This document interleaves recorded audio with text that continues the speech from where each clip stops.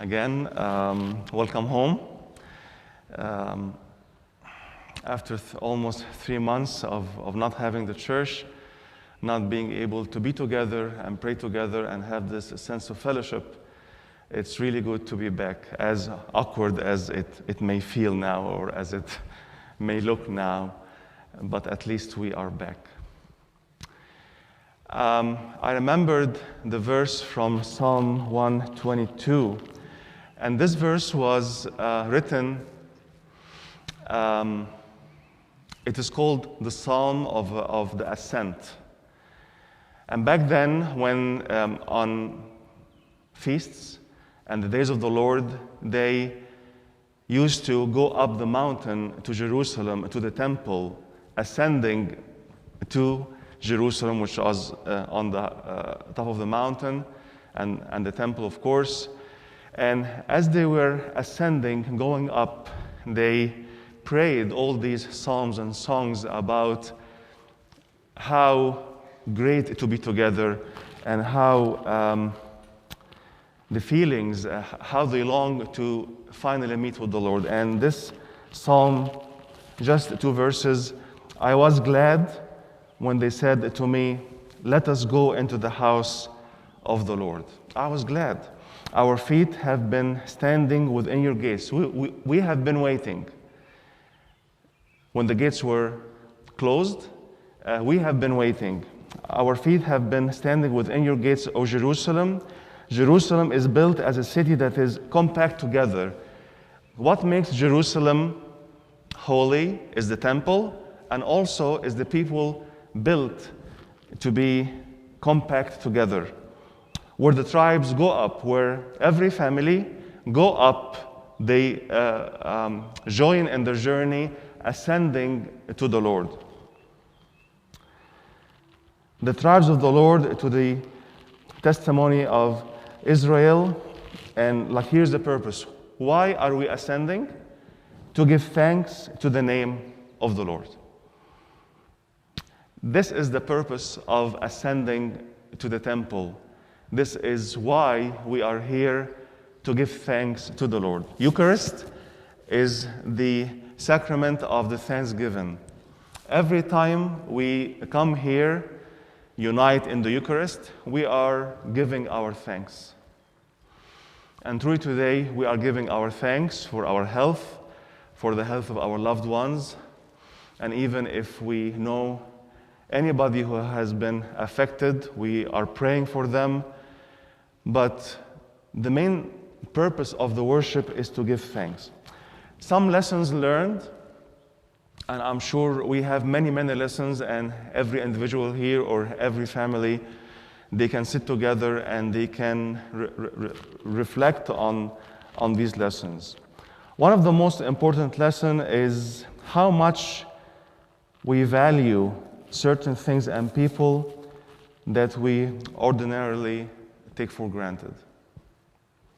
When we were deprived from our freedom, from the people we love, we see, we work with, from the things we took for granted in life, just the freedom to take our car and go wherever and do whatever, we started to reflect back and we started to really appreciate what we have. And one of the lessons learned within our context as a church is that the liturgy, where we celebrated together the sacrifice of love that unites us all, regardless of our differences. We really appreciated that. The second one is that we can worship in spirit and truth. Remember, Jesus, when he met with the Samaritan woman, they debated about where to worship, where's the right place to worship. And he told her, "Woman, a time will come where everybody will worship the Father in the Spirit and truth." New churches have been, not new churches because we already had churches in our home, but our churches at home have been rediscovered. We were able to sit to pray together and pray over Zoom or like online platforms with our fellow members of the church. Church started to have a different meaning. Although we always miss the Eucharist, miss the sacrament, because nothing will replace the sacrament. But we started to be creative, right? We started to think out of the box. We started to really understand how we can unite with people that are away from us, but they are close in the Spirit. The Spirit of the Lord started to work among us.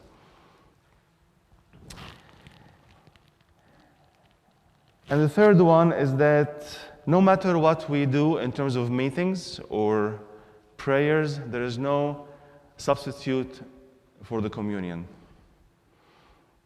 Ever. We can do everything in creative ways, but like when it comes to the communion, the sacrament of love, of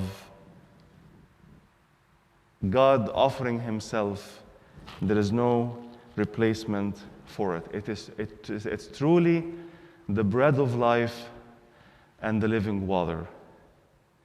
We can't replace that. And this is why we became so hungry for the communion.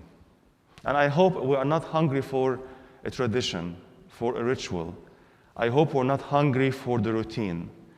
Because it is a human need to have routines. I understand that. But I hope coming back today and moving forward, we will have a different view of the communion, of the church, of the rituals, of why we do the things we do. I hope that the communion has become so precious and so rare. You know, when you have a rare commodity, it is hard to find. You spend whatever you have and you wait, and you will go for whatever it takes to get that rare commodity. And I hope by the reopening of the churches, and we will have daily or weekly masses, this sense of hunger would not fade away. This sense of appreciation that I'm coming today, I'm glad that they told me, let us go into the house of the Lord. And you know what? Back then, in the old traditions or in the early church or in the monasteries, we hear about monks and saints who only took communion once a month, once every 40 days. Because you know what? They said, I want to feel the hunger and the longing for the sacrament. And instead of have it as a daily or weekly habit. So maybe this was a good reset, right? We can sit back, and you know what? And I'm not telling you not to come every month, but I'm telling you is to really appreciate the gift of the communion. It's not a weekly habit. It's not something to be taken lightly.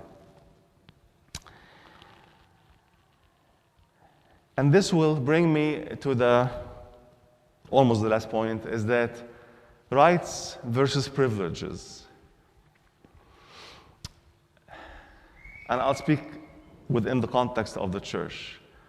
Somehow, over the years, we came to understand or view the church as this is my right. Yes, and it is my right as in terms it's my Father's house. But then it is my right to have communion every time, every week. It is my right to just maybe come to church late before communion, 10 minutes before communion, and just take it, right? Because this is what I do. And we never reflected, we never thought about it. But when it was taken away from us, and now, and I'm not saying I like this system, but when now it is a privilege, when I am keen to get my spot, when I want to be there before the door closes. Now we have a different perspective. It is something I am prepared for the night before. I set my alarm because I want to be sure that I will be there on time, because it is a privilege. It will be taken away from me. And by the way, closing the doors is not something new. In the old church, they used to, before the creed, they closed the doors, because after saying the creed and starting the liturgy, nobody's allowed. So it is an old tradition that they had in the old church.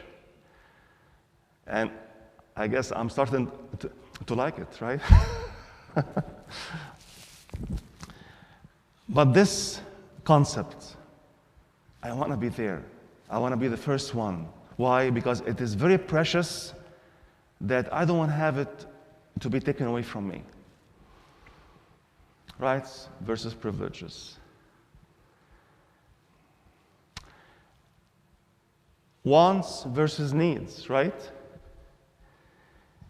We were very distracted before the lockdown or before the stay-home order. Very distracted. And we can just come home at the end of the day, have a quick dinner, watch TV for an hour, and then sleep. And then everybody is in their space, right? But we rediscovered our families, right? We rediscovered our spouses, our siblings. We started to know them, right?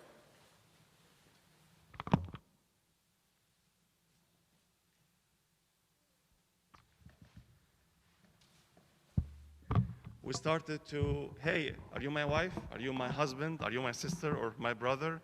And we started to rediscover the environment that we live in. But most importantly is that we learned how to live with the minimum distraction. We learned how to live at home for 24/7 for many days. Can you hear me? Just have another one. We learned to live at home in the same place. And we wrestled in the beginning. We wrestled in the beginning. We were cranky. We didn't like it. And this is the normal stage of grief. Grief over losing our privileges, our right, our freedom, our routine. But then we came to acceptance. We came to be at peace with it. And we developed a new routine. We developed a new way of perceiving the stay at home. So we are resilient, and we can adapt. And this is the beauty of the human nature. And the last one is, as in the verse that we just heard, in the world you will have sufferings, you will have tribulations, but be of good cheer. Why? Not that the sufferings will disappear, but I have overcome the world. And this is one of the greatest lessons I believe we have came in touch in these days. Corona may not go away, but we'll find a way to live with it. We'll find a way to conquer it. And like all of the sufferings we see on the personal level, on the world level, there is more than the suffering. There is a destination that we look towards beyond the suffering, beyond the crisis. So be of good cheer. I have overcome the world. Many, many lessons I hope that we have learned. And I'm sure if everybody here will stand up and talk about their experience, which I may do in the future, is that we can share our lessons. we can share how different perspectives we started to have in life. But we are so glad that they told me, let us go to the house of the Lord. Welcome home, and I hope as we reopen, as we come back to our routine, it will not become a routine, but will become a life-giving encounter with the Lord. And I hope that we will develop new habits. To Him all glory forever. Amen.